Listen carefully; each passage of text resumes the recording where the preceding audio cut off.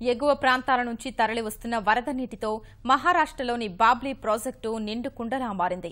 ఈ క్రమంలో అక్కడి అధికారులు గేట్లు ఎత్తి దిగువకు నీటిని విడుదల చేస్తున్నారు. ఇప్పటి వరకు 90 క్యూసెక్కులకు పైగా నీరు వదిలారు. అక్టోబర్ 28 వరకు గేట్లు తెరిచే ఉంచుతామని అధికారులు చెబుతున్నారు.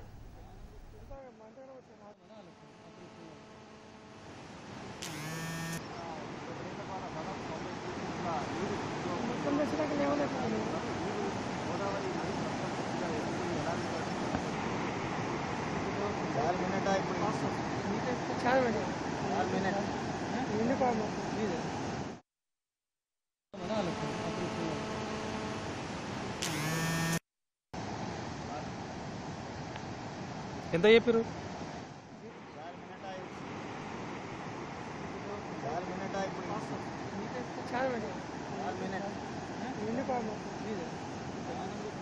మంచిగా